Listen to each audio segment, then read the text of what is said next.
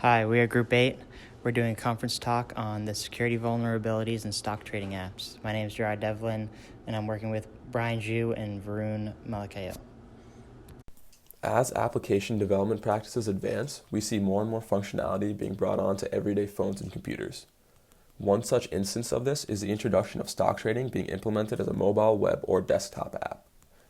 Many different trading platforms are giving the ability to trade on Wall Street to the everyday user, simplifying the process to be done by the click of a button.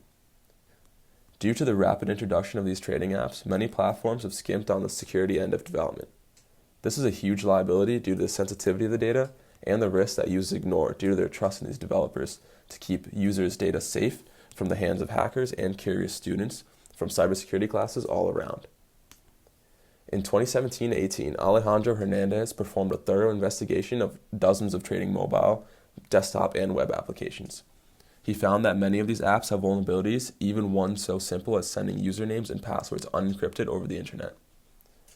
Specifically, he performed an assessment on 16 desktop apps, 34 mobile apps, and 30 web clients.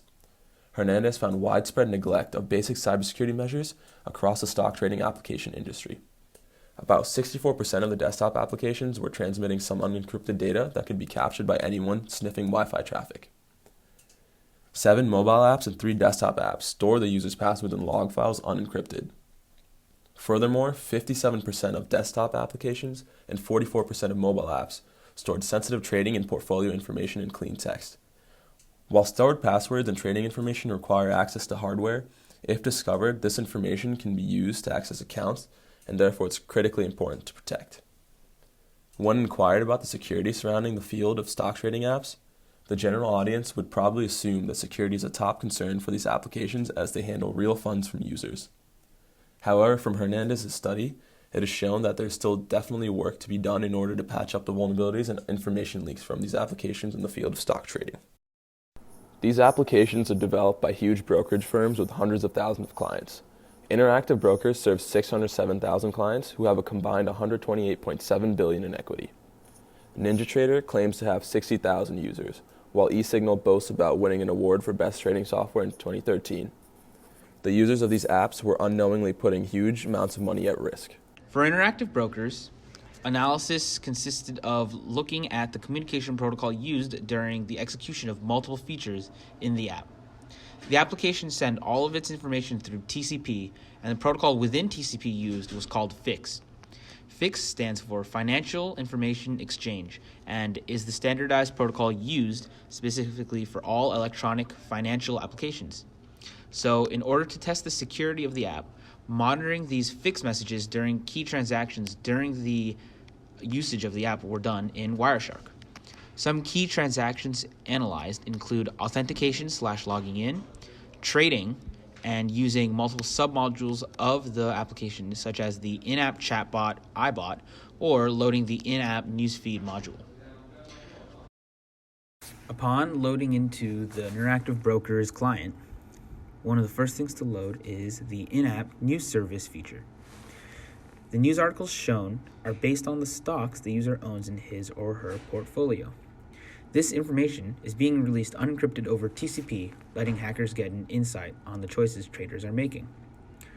We found this by monitoring the TCP stream that is being loaded when the UI opens.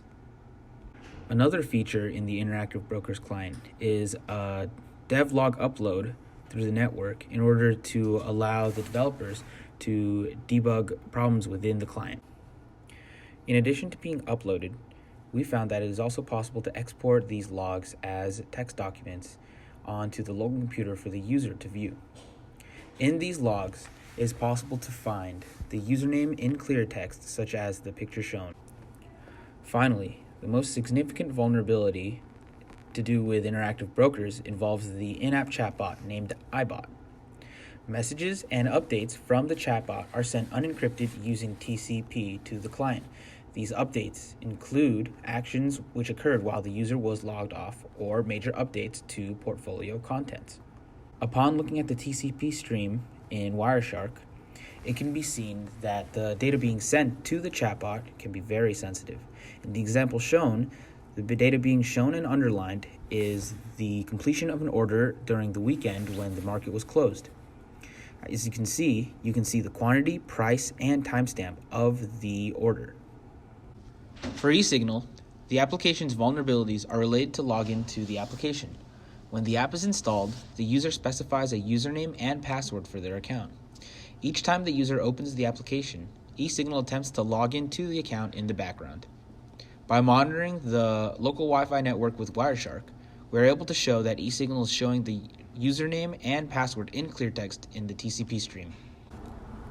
Here we have a TCP stream that is reproducible every time we launch the eSignal application. As you can see, it sends the username and password in clear text over Wi-Fi so that any person who's monitoring the same Wi-Fi network with Wireshark can get this information. You can also see that this protocol was developed by the eSignal company in 1999. When looking at the NinjaTrader platform, the main analysis occurs by looking at the TCP server on NinjaTrader's automated trading interface. There is a backdoor port that can be exploited when looking at the machine that is running the NinjaTrader application. It allows anyone on the same Wi-Fi network to connect to the port of that particular device and use it to view sensitive information about all their accounts on that machine. After connecting to the account, you can see that all of the clear text data related to the accounts and balances were received. It allows you to see total cash in the account as well as the buying power present. Now we will go through the vulnerabilities found on NinjaTrader. When you create a demo account through NinjaTrader, it will show the statuses of the account's buying power, cash value, excess equity, and initial margin as seen on screen right now. A defect that was found was that certain platforms offer a TCP server, and some of them, such as NinjaTrader, which have an automated trading interface, lack authentication and encryption. Once you connect to the account through Netcat, if you know the IP address of the user running NinjaTrader, you know that there's a backdoor port, 36973. When you listen to this port, every time something changes with the account, such as a new market order being placed, the new buying power of that account will be displayed, as well as the cash value in that account. This is useful in seeing which accounts have the most money.